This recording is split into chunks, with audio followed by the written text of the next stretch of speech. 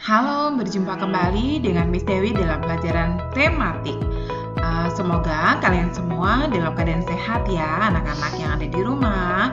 Dan kali ini kita belajar di tema 5, pahlawanku, subtema 2, pahlawan kebanggaanku. Nah, kali ini kita akan belajar di pembelajaran 1 dan pembelajaran 2. Nah, anak-anak, pelajaran hari ini kita tentang apa ya? Pertama, kita akan belajar menyampaikan informasi dari bacaan. Kedua, cahaya sebagai alat berkomunikasi. Ketiga, perjuangan para raja pada masa kerajaan Islam dan peninggalannya. Yang keempat, jiwa kepahlawanan. Dan yang kelima, lagu nasional dengan tempo sedang. Ayo anak-anak, siapkan buku modulnya dan siapkan alat tulisnya untuk mencatat. Pembelajaran 1. Penyampaian informasi dari bacaan. Informasi dalam bacaan dapat kamu ketahui dengan menemukan gagasan utama paragraf. Selain itu, informasi dalam bacaan dapat kamu ketahui dengan mengajukan beberapa pertanyaan. Ini ada 5W plus 1H. Pertanyaan yang dapat diajukan antara lain siapa, who, apa, what, kapan, when, mengapa, why, di mana, where, dan bagaimana, how. Nah, itu dari informasi bacaan. Kalau kita ingin memperoleh informasi, kita harus mengajukan atau membuat pertanyaan.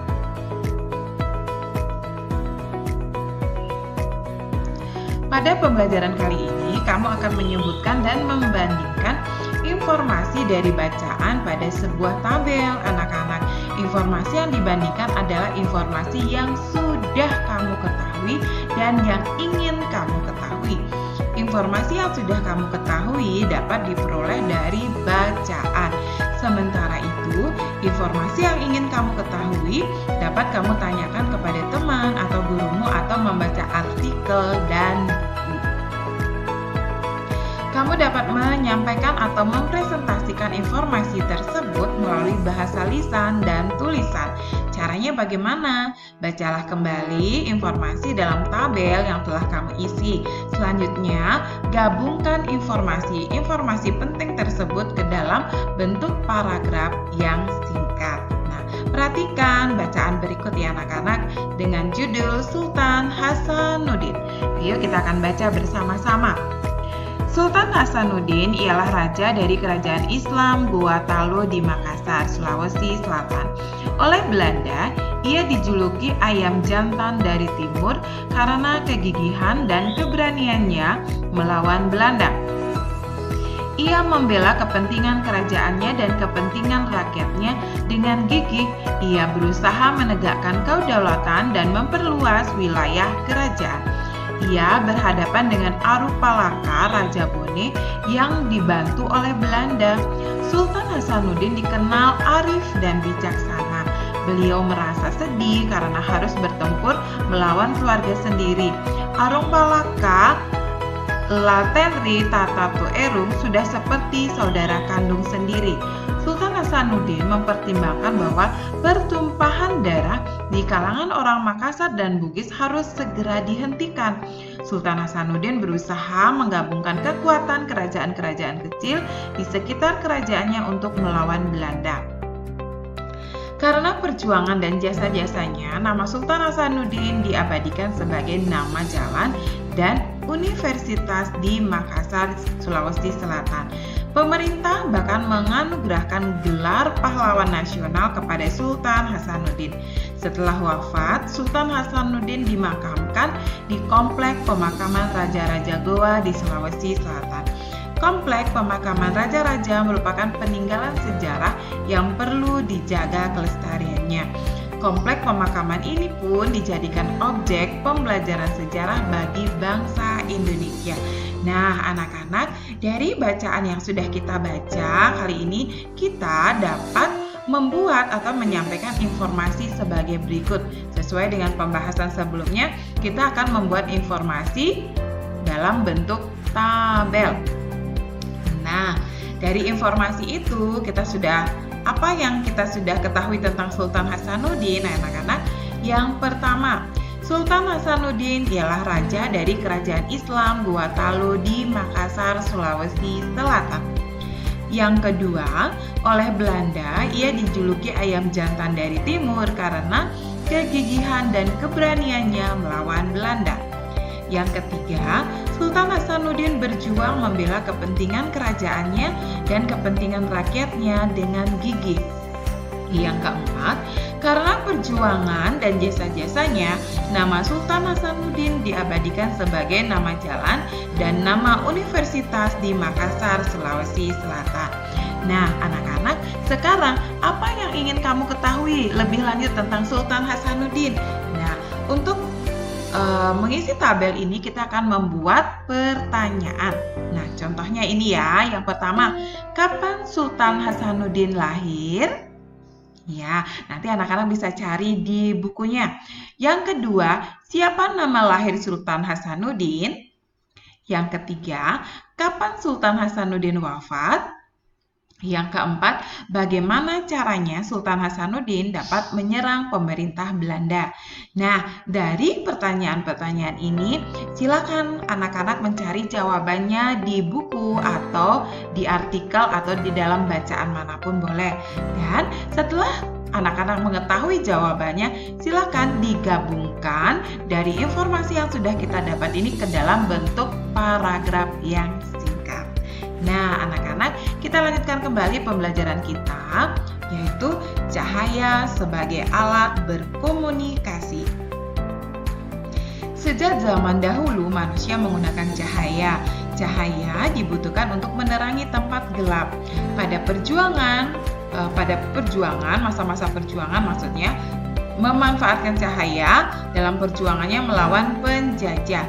Mereka menggunakan cahaya sebagai alat komunikasi, alat untuk menyampaikan informasi. Cara komunikasi dilakukan mengirim pesan atau berita melalui sinyal. Nah, pemanfaatan cahaya ini untuk berkomunikasi ini memanfaatkan sifat-sifat cahaya. Nah, kita sudah belajar apa saja sifat-sifat cahaya anak-anak ya.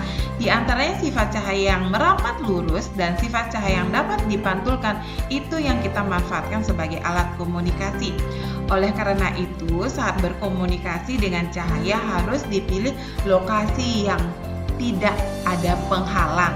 Karena kita menggunakan sifat-sifat cahaya, yaitu cahaya dapat meramat lurus dan cahaya dapat dipantulkan, supaya cahaya itu tidak terhalang oleh penghalang. Jadi kita harus mencari tempat yang leluasa biar cahaya itu dapat diterima atau sinyal itu dapat diterima oleh lawan kita, oleh teman kita. Baik, selanjutnya, nah amatilah gambar berikut. Ini adalah salah satu contoh mengirimkan pesan melalui cahaya. Nah, ini cahaya dimanfaatkan, cahaya meramat lurus dan cahaya yang dipantulkan dengan menggunakan cermin. Nah, anak-anak, gambar skema pantulan sinar matahari pada cermin datar yang digunakan ya. Proses berkomunikasi menggunakan cahaya dan cermin. Arah berkas cahaya berkaitan dengan posisi cermin dan sumber cahaya. Jadi harus diperhatikan posisi cermin supaya cermin yang kita pegang itu dapat memantulkan cahaya. Nah, berbicara tentang cermin ya anak-anak, cermin itu dikelompokkan menjadi 3, yaitu cermin datar, cermin cembung, dan cermin cekung. Setiap jenis cermin memiliki sifat-sifat pemantulan yang berbeda. Nah, yang pertama, gambar yang A. Perhatikan gambarnya anak-anak, pemantulan teratur. Nah, pemantulan teratur adalah pemantulan yang terjadi karena berkas sinar datang jatuh pada permukaan yang halus dan rata. Lihat permukaannya yang di angka 2. Yang ada angka garis-garis itu ya anak-anak, itu permukaannya halus dan rata. Pada permukaan teratur cahaya dipantulkan ke satu arah. Lihat gambar B anak-anak. Gambar B ya. Nah, gambar B itu namanya pemantulan diffus atau pemantulan baur. Nah, pemantulan ini adalah pemantulan cahaya ke segala arah yang terjadi karena berkas sinar datang jatuh pada permukaan yang kasar atau tidak rata. Baik, kita akan lanjutkan kembali pembelajaran kita tentang perjuangan para raja pada masa kerajaan Islam dan peninggalannya.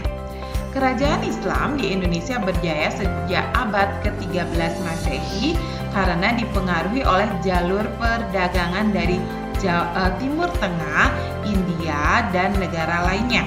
Berikut ulasan ringkas kerajaan-kerajaan Islam di Indonesia.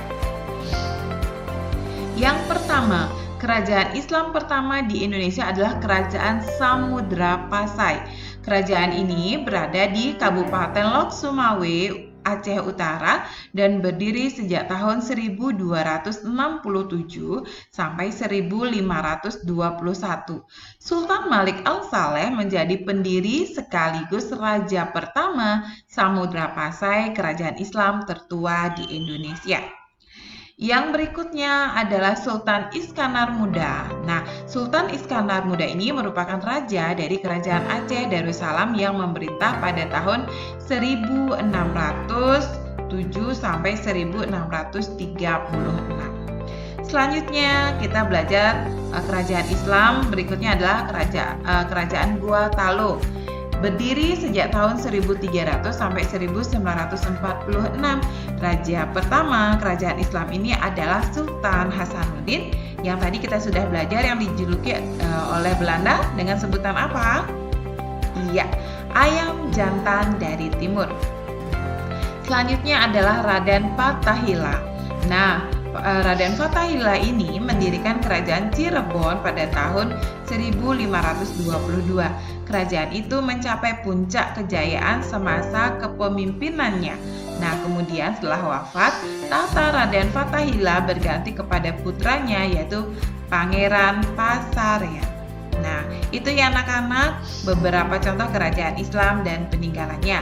Dan selanjutnya kita akan lanjutkan di pembelajaran 2 tentang jiwa kepahlawanan.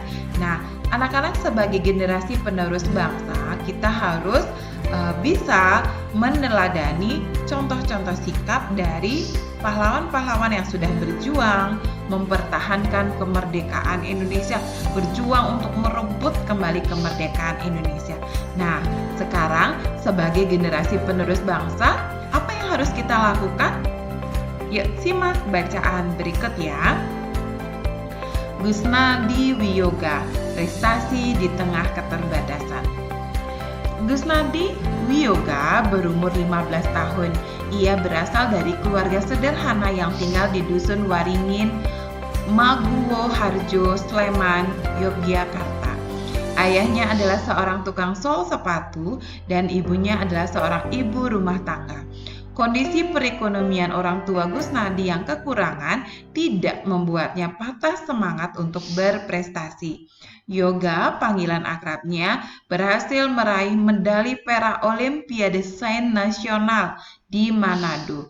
Hasil ini mengantarkan Yoga mewakili Indonesia di International Competition and Assessment for School wilayah Asia Pasifik tahun 2011. Pada kompetisi ini Yoga mendapatkan medali perak. Kesederhanaan tidak menjadi hambatan baginya untuk berprestasi. Sejak kecil Yoga terbiasa belajar mandiri tanpa mengikuti bimbingan belajar ataupun kursus. Setiap malam ia tekun mengulang pelajaran yang diterimanya di sekolah. Bagaimana melalui semuanya? Semuanya itu berawal ketika ia duduk di kelas 6 SD. Saat itu ia dikirim ke Hong Kong untuk mengikuti lomba matematika mewakili Indonesia. Dalam perlombaan itu ia tidak menang, namun hal ini menjadi pemicu bagi Yoga untuk terus belajar dan mengembangkan diri. Dengan prestasinya, Yoga berhasil membuktikan bahwa semangat dan kerja keras bisa mengalahkan keterbatasan. Selalu ada jalan bagi mereka yang mau berusaha.